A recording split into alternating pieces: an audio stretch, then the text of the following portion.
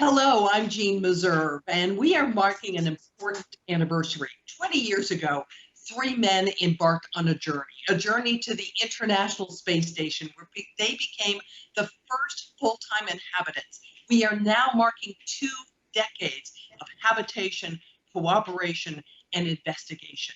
Today, we're going to be talking about what's been done up there, what it has meant, and we're going to do that by talking to the crew of Expedition 1 and some of those who supported them. This conversation is brought to you by the team at NASA and by the Space Foundation with the support of Boeing. We had hoped to do this conversation in person at the Space Symposium, but COVID. So let me introduce to you our guests today, joining us virtually. First, the members of the crew. We have the commander, who is with us, Bill Shepard. He joins us from Virginia. Also with us from Russia, his crewmates, Sergei Krikalev and also Yuri Gidzenko. Also joining us from Texas, a man whose vision and management and oversight was crucial to the success of the mission, George Abbey. He is the former director of the Johnson Space Center, and also joining us is Ginger Kerrick of NASA, who was the Russian Training Integration Instructor for Expedition 1. Great to have you all with us here today.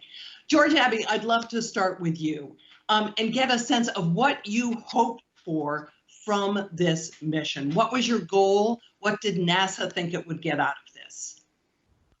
Well, I thought it was very important that we partner with our Russian colleagues. We were working on a space station and had been working on it for some period of time, and we're not too successful, so we went through a redesign. And I felt it was important to bring our Russian colleagues in and make them a part of the program.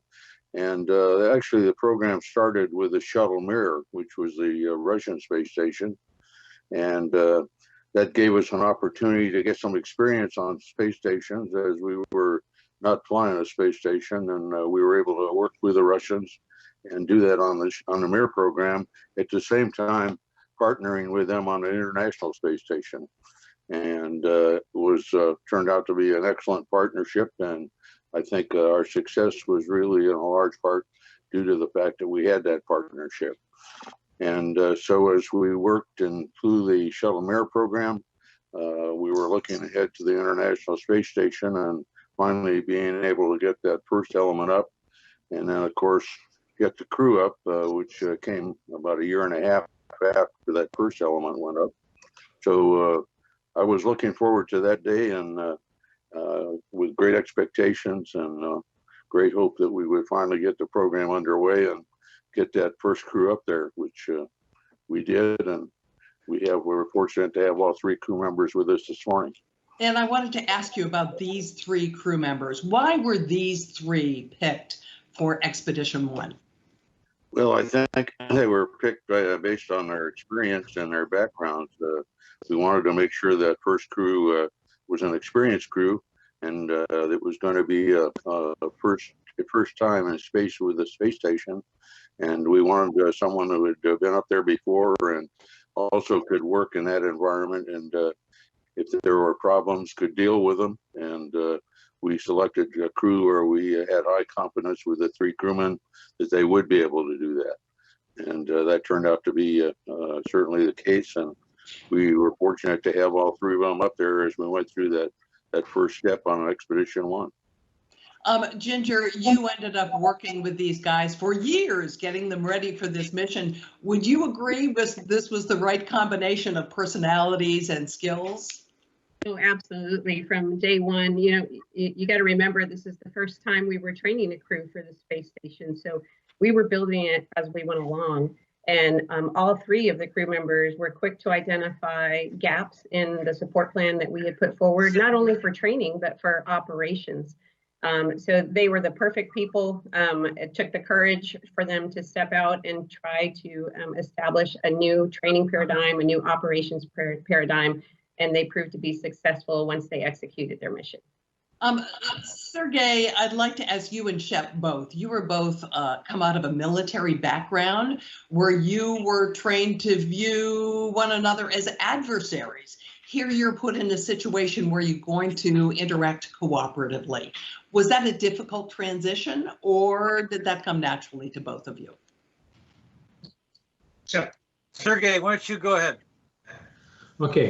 At first, I came not from military background, so that's one point. And second, maybe most important, that this was not the first experience. My first space flight was international mission together with French cosmonaut, but also before that, before this mission, I was trained and flew twice on shuttle. First flight was on STS-60, and we were trained together. Charlie Bolden was the commander of this mission. And my second flight on shuttle was actually first assembly mission. So first station assembly mission, STS-88 with Bob Cabana as a commander. So it was not the first experience. And actually, even before us, many years ago, was very good example of good relations and good partnership start from Soyuz Apollo. So we were based on previous experience, and we were ready for good cooperation, and that's why I think everything went very smooth from my point of view. Now, Shep, you did have a military background. I'm right there, aren't I?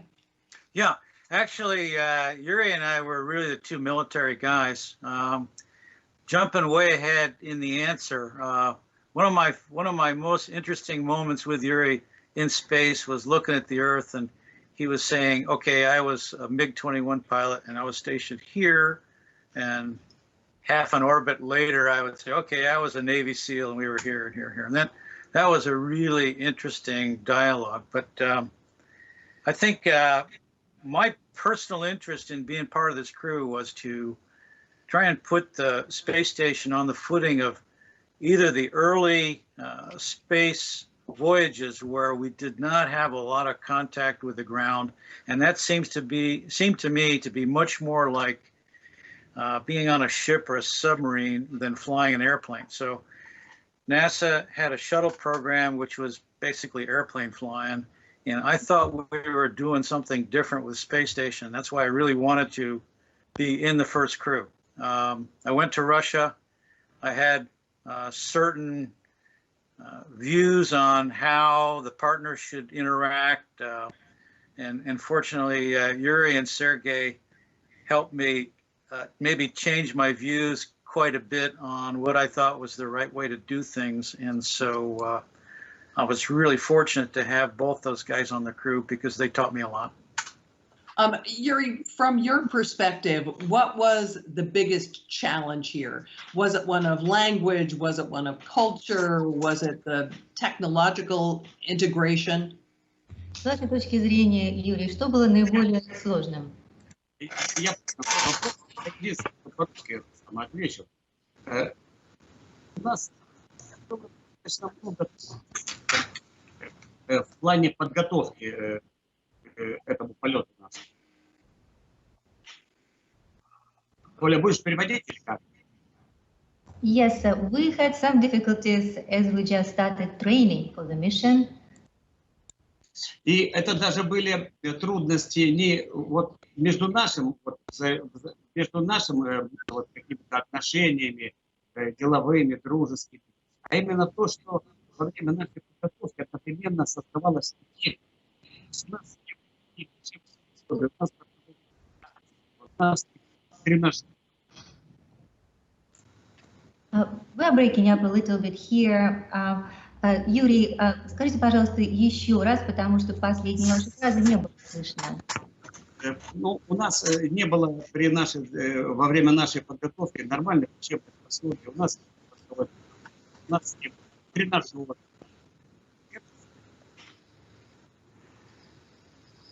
Yes, we did some difficulties, but not in interaction as friends or as crew members here, future crew members. We had some difficulties in preparation because we were just starting, and we didn't have all the proper materials, or the simulators were not up to par. We were just starting out, and that was a difficulty in training, not in interaction. Но с другой стороны, это было интересно. С другой стороны, это было интересно, потому что нам приходилось участвовать в различного рода. Gene, if I might suggest, why don't you ask Ginger if she can explain what brain sharing was? Brain sharing. Yeah. Okay. We might pull up And pictures. my apologies, you're just breaking up a little bit. I think Olga's having a little bit of trouble making out what you're saying. Ginger, you want to hop in here? Oh, sure. So one of the things that Yuri was talking about was it was difficult to train when you didn't have training materials, you didn't have all the right simulations. So we spent a lot of time with the hardware owners, the hardware developers. And there was one particular instance where this brain sharing name came to be is Shep had gone and met with one of the hardware developers and was asking a series of questions, 3 or 4 questions. And then Sergei was a little late. So Sergei comes in and he looks at the hardware and immediately same 3 or 4 questions. And we're just like, oh my God, they're sharing a brain now, these two. I'm curious about the language issue. What was the language that you spoke of? And Sergei, you want to weigh in? I wanted to add maybe what Shep said, that shuttle was closer to airplane in the way of operating because it was most of the time in COM. But actually with us, Yuri and I had previous experience of flying on Mir, and communication system and way how we operate on the station was very similar what we expected to be on ISS, especially for first expedition, when we have very limited comm, we had to make decision ourselves in case of malfunction, and we have to be more or less self-sufficient. So, as I said, it was very interesting also because a lot of new things have to happen on this first mission, and that's why we are exactly what Shep said. It's more like submarine or ship at sea. Language. In talking to all of you, can see that that Shep and Ginger both speak some Russian. Yuri and Sergei, you speak English. What was the language on the International Space Station? What did you speak? And I would presume that in that kind of a situation, you really have to be thinking in the right language, that you can't be going through the translation process. Yeah, I think we went back and forth quite a bit. Yuri, go ahead. Maybe for me, at the beginning, I had some challenges with English language. Just only for me. I think Sergei don't have any challenges with this one, but have our English classes with teachers in Russia, in Houston, had explanation about some systems. And after several months, I mean, in a year, that was not very important for me to speak in English or just listen to classes. That was nice. And I think the same was for Shep. Yeah, I thought initially that because the United States had an agreement with the other partners where we said English was going to be the standard language, that would be the way to go. But I got to Russia and was working with many of the engineers, technicians, and managers. Some of these people helped to put Sputnik in space and launched Yuri Gagarin, and these people were still there. And so I said, well, we're not going to completely invert the Russian space system because we like English.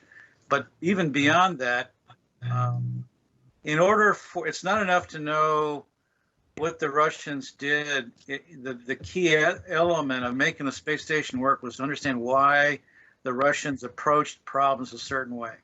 And the only method by which we were really going to get to that was if we could talk to all these people in Russian. So that became the way we operated. If we could pull up picture number 4, I'll show you kind of one of the crutches that we use to get by that, if we can do some screen sharing here.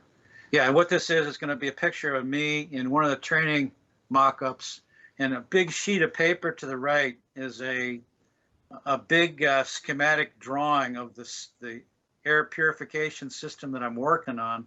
And our effort early on in the space station training was to create very understandable graphic diagrams of all the systems that we had to use. And Ginger, correct me if I'm wrong, I think we still use these today. Yes, we still use those today.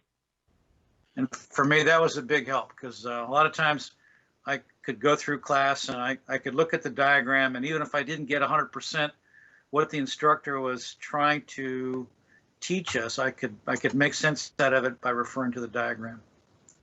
So, Ginger or Shep, I'm curious as to whether the Russians had a very different approach to training. If there were things that you learned from participating in Russia that might not have been obvious to you previously. Yeah, they broke down lessons into theoretical and practical, and you would get all of your theoretical lessons and then do your practical lessons. They had less of a reliance on diagrams and documentation because the people teaching the classes were experts and knew that information inside and out. Whereas on the US side, we were all starting up. A lot of the instructors were young. I was young at that time. And so we were developing materials and we didn't have the expertise. So it was interesting to see the dichotomy between the US approach and the Russian approach. But we learned a lot from each other. And I think each of us adapted our approaches so that we were both better off in the end. Sergei, to hear your perspective from the Russian side, did the Americans have something to teach you? Actually, Ginger is 100% correct. We were learning from each other. And returning back to your previous question, what was the language? Shep was speaking some Russian, we were speaking some English, so we called this mixture of languages Runglish. And that's what we use during the mission. We actually had this name when I was training for shuttle flight. And actually for us, it was very interesting exchange of experience because we were, Ginger is right, we were based more on theoretical knowledge of the system, and preparation for long duration flight was such that we were not able to repeat every step for several times getting ready for the flight, because flight itself is long and you cannot do kind of usual rehearsal. But in shuttle it's possible to do, and training for short duration flight is little different. But what we learned that we can use more computer generated lessons or mock-up simulators.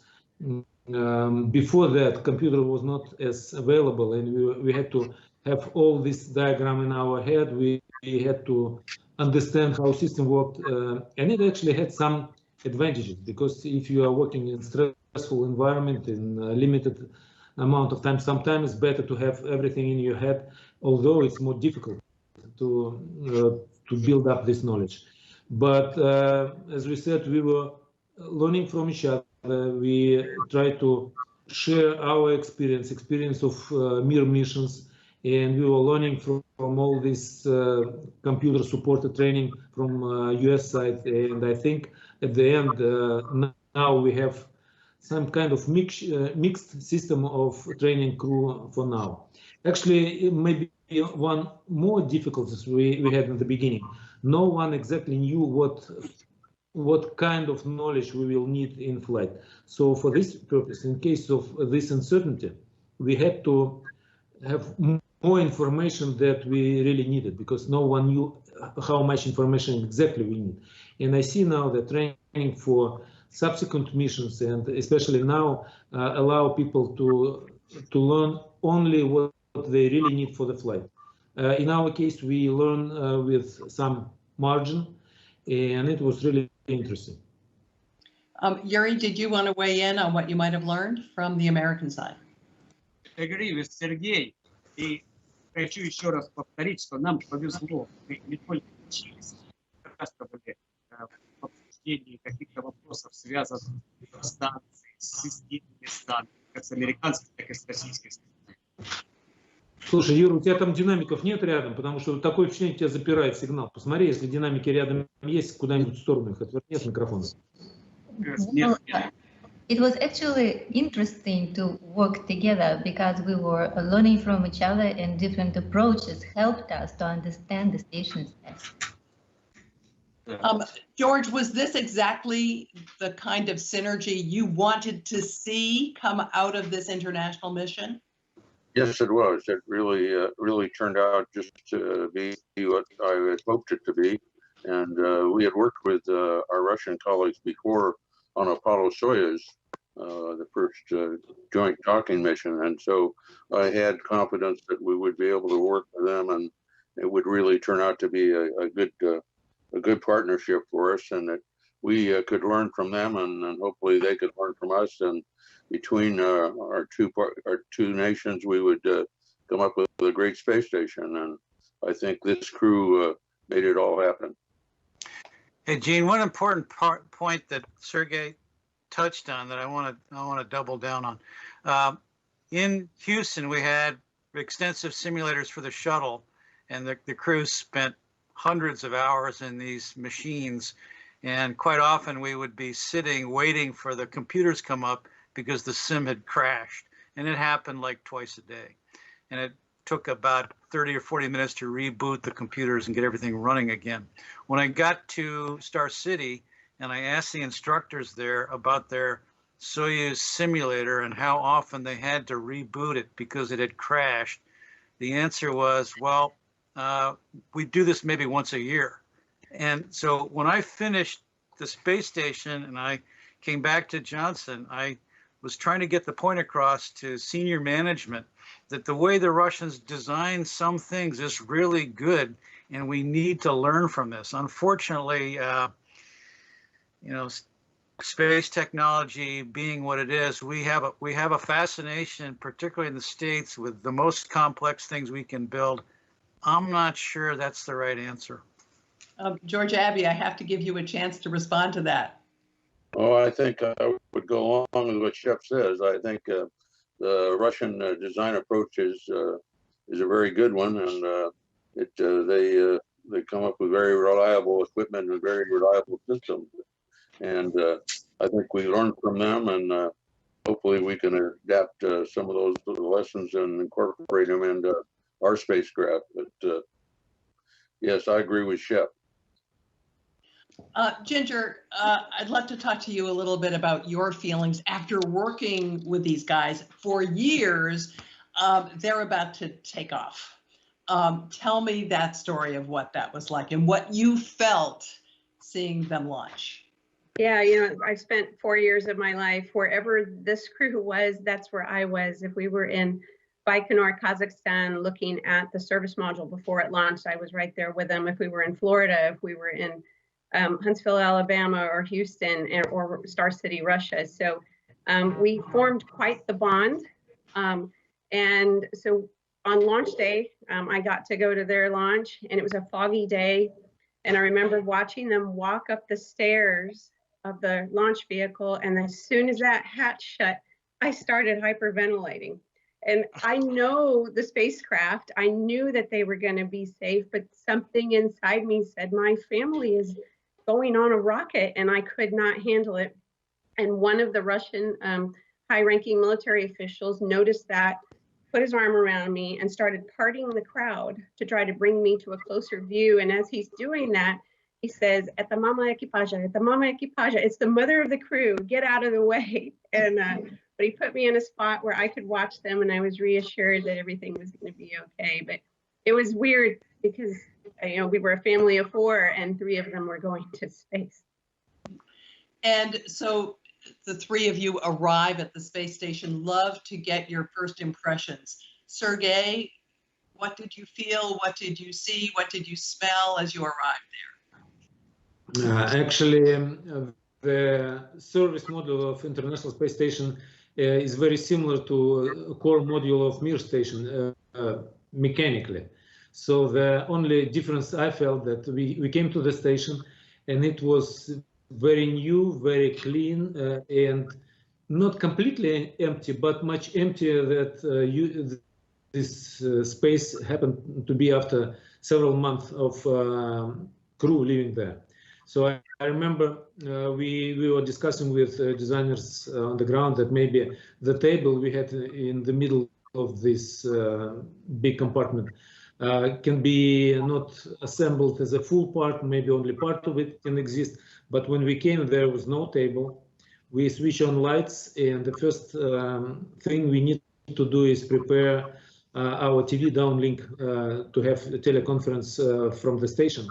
And we start to search for connectors.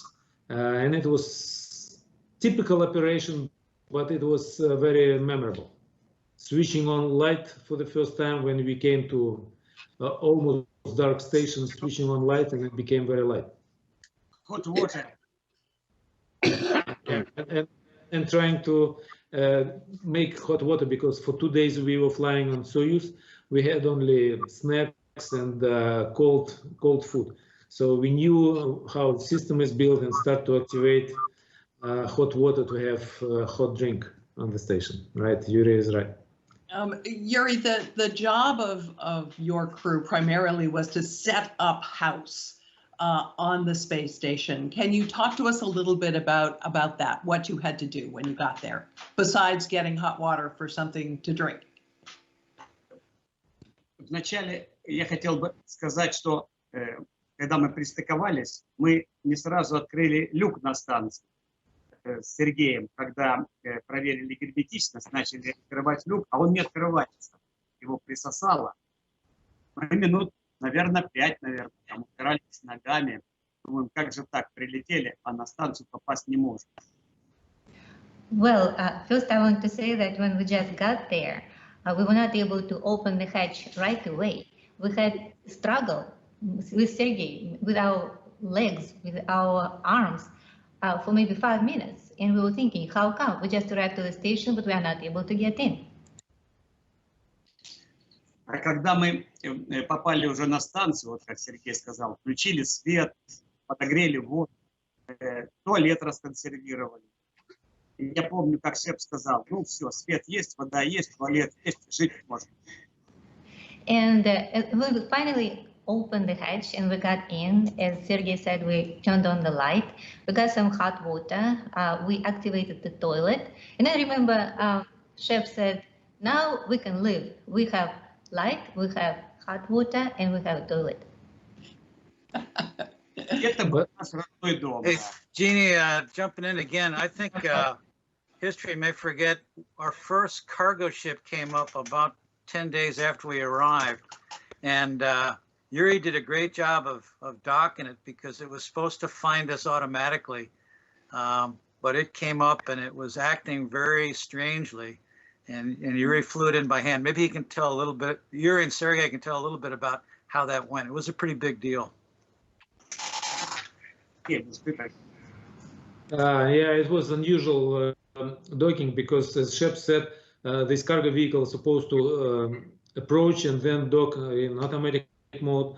But when it came for about 100 meters range, then it started to wobble and searching for docking, and this oscillation became so big that it started to be dangerous.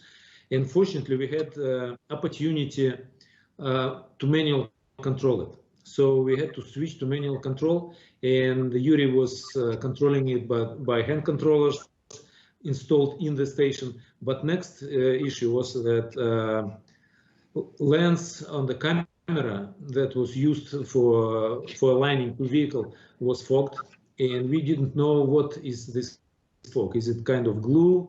Something else stick to the window of this camera or something else. So we call this remote control of the vehicle mode is teleoperation mode.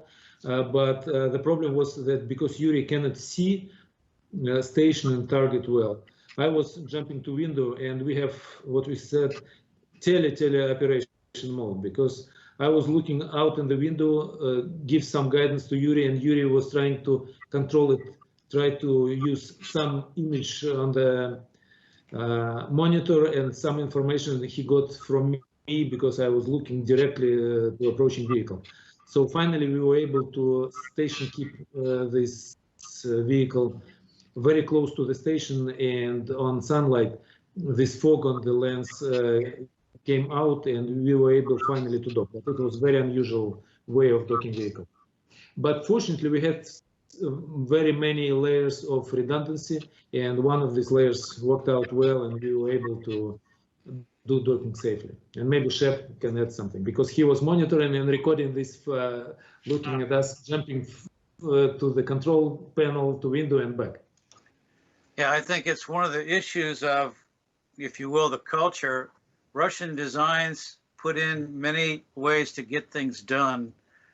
There's lots of redundancy, and in some programs, the U.S. does not have as much, and I think that's one of the things in the future we need to pay a lot of attention to.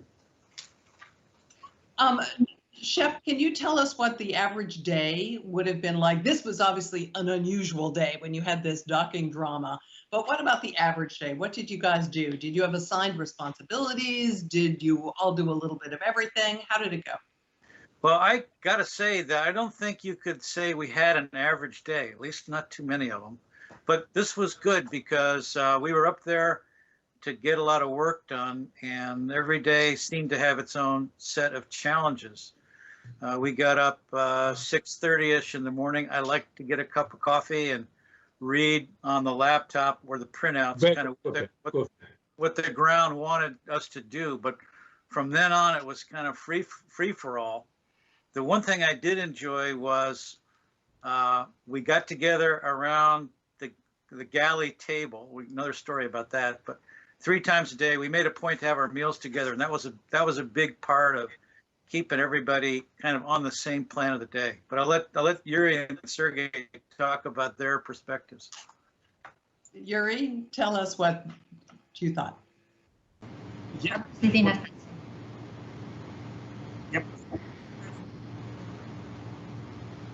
Ooh, really having trouble hearing you. Your сигнал заткнулся. А вот сейчас слышно? Сейчас слышно. Отлично. Я вот хочу сказать, вот у меня вот собственное ощущение после 20 лет, что вот мы первые несколько недель только и делали, что постоянно работали. Well, my impression after looking back, 20 years back, seems like the first couple of weeks we were just working and working and working. Особенно первую неделю. Мы, по-моему, побрились на станции дня через 3, 4 или 5 даже, по-моему, первый раз. Больше, Юр. Мы не сразу еще и бритвы нашли. Especially the first week. I think the first shaving we shaved probably like 3 days after we arrived, or maybe even later, because we were not able to find the equipment.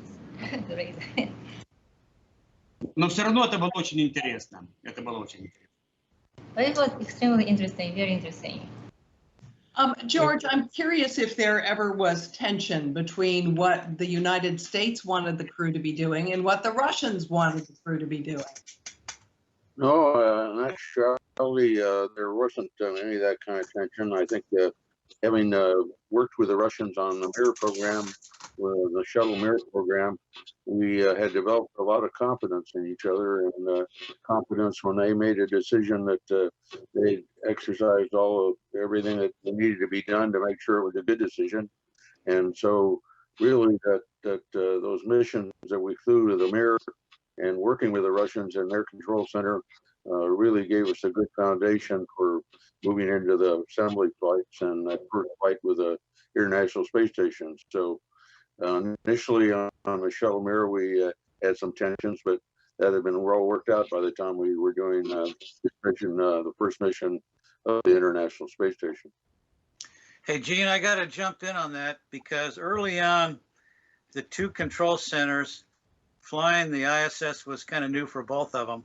And for the first maybe 2 or 3 weeks of things, occasionally we would get conflicting marching orders, things that Houston had said, and then the control center in Moscow changed later, and it would go back and forth, almost orbit by orbit sometimes. And I got really frustrated one day, and I got on the radio, and both control centers can hear you when you can talk to a ground station, and said, look, we're the International Space Station. You guys have to coordinate, get one plan and give it to us, and that's the one we'll do. We're not doing one plan for Moscow and one plan for Houston.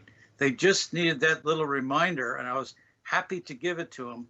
And I got to say, that was my happiest day in space. So you guys were living together in pretty tight quarters up there. How did you get along? I mean, were there tensions that developed? Were you ever able to have privacy? Was everybody chummy? Who wants to weigh in first? Station was not big at that time, but I think it was still bigger than shuttle cockpit, and we had enough room to have at least some privacy. But really, we don't need much privacy because we were working together. And I would like to return back maybe to previous question when Shep said that we didn't have normal day because every day was special.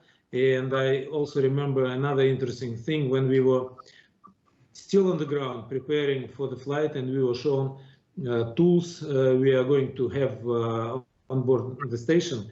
One of the big tool was, I don't know how it's called in English, but like a big chunk of metal, like you open the door or safe. But Shep was laughing, saying, "Why do we need this big heavy instrument in there?" We said, "Well, Shep, let's take it just in case." And I think maybe not in first, but on the second week when we were installing one of the equipment that's supposed to take like 15 minutes to install. And when we had the training for this installation on the ground, it was very simple. We would just put it in, make several connections, and put 4 bolts to hold this piece of equipment. On the station, maybe station was deformed a little bit from ground position and flight position, but really we need to use all heavy tools to make this piece of equipment fit in the proper place. And it was almost like, I don't know, special adventure. So every day was very adventurous. Ginger, we talked a little bit about how you felt seeing these guys go off, that you were the mother of the crew. Are you still close with these guys? Oh, very much so. Every time I'm in town, well, in Russia, I always try to find Yuri and Sergei. I think I saw Yuri a couple of Novembers ago when I was in Star City, and Sergei makes more frequent trips out to the US. So he was able to meet my fiance his last trip, and I'm hoping that they can both make it for the wedding in March if travel allows, and Shep is going to be giving me away. So yes, we still stay in touch. We have formed, I think, what are lifelong friendships. And I'm very thankful to NASA for giving me a job that allowed me not only to support the Expedition 1 crew in their mission, but also to make such great friends. We're coming down to our last minutes, and I'd like to get from each of you your thoughts on what the big takeaway from your mission was. Shep, why don't we start with you? I think Space Station, particularly Expedition 1, set the tone for how crews need to operate in space. That we can fly a really big, complex vehicle, lots of international partners, and with the right ground support and training, we can figure out how to make it all work. I think it's the blueprint for larger expeditions and going certainly to the moon and probably beyond that to Mars and elsewhere.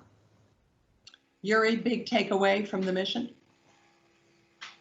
Я так думаю, что согласен с Шепом, и думаю, что основной целью, в том числе нашей экспедиции, было то, чтобы подготовить к станцию для того, чтобы на нее могли прилететь 2-я, 3-я, 4-я, дальше экспедиции. Yes, I just will join Shep here and want to add that the main objective for our mission was to prepare the station for the next crew, so for crew number 2, crew number 3, and so forth.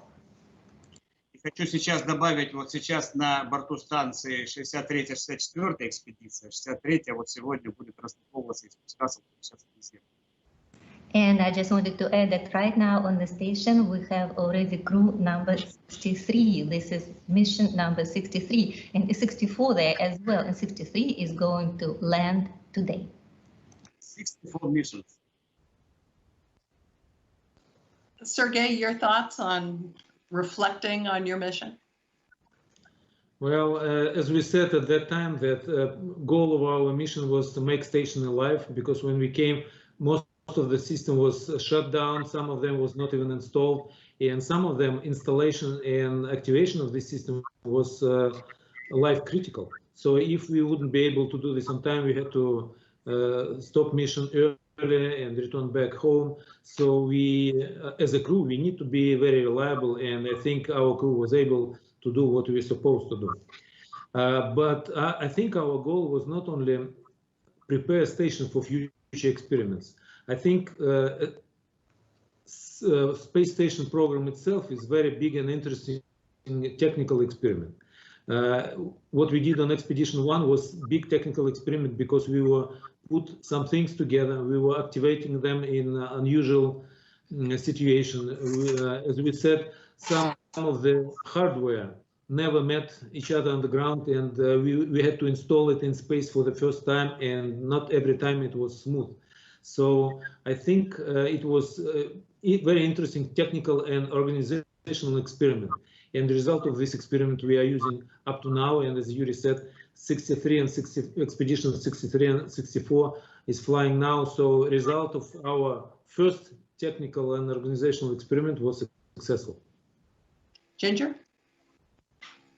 I'd like to build on what Sergei and Yuri said with respect to the marvel of construction that is the International Space Station. I think they were able to set the tone, the Expedition 1 crew and the International Space Station program, that the world should follow.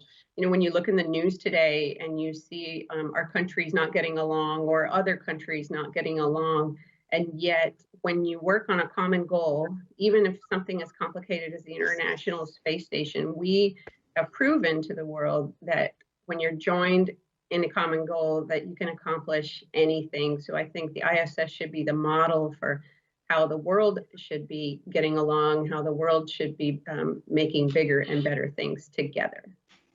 George Abbey, let me give the last word to you on what this mission accomplished and what it's meant. Well, I was convinced that before this mission that if we're going to explore space, we need to do that working internationally. That it's much better to work with partners, and I think this first crew proved that.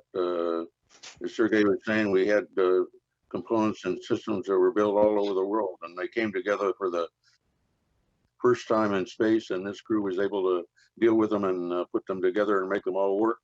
And that provided a good foundation to build on 20 years that have followed on the space station. And as Ginger said, this is a model, should be a model for what we should do in the future. Because as we look going beyond Earth orbit, going back to the moon and maybe someday to Mars, we ought to be doing it internationally and do it in the same way that we're working together on the International Space Station. It is truly a model for how we can work with other countries, and not only with Russia, but all the partnerships that we form with the International Space Station. And with that, I want to thank you all for your participation today, and thank you all for your contributions to science and cooperation internationally. And on behalf of NASA and the Space Foundation, thanks to all of you who are watching us today. There will be more ISS 20th anniversary programming on NASA television and also on the Space Foundation's new online digital platform, Space Symposium 365. You can learn more about that by going to www.spacesymposium365.org. I'm Jeanne Meserve. Please, all of you, stay well.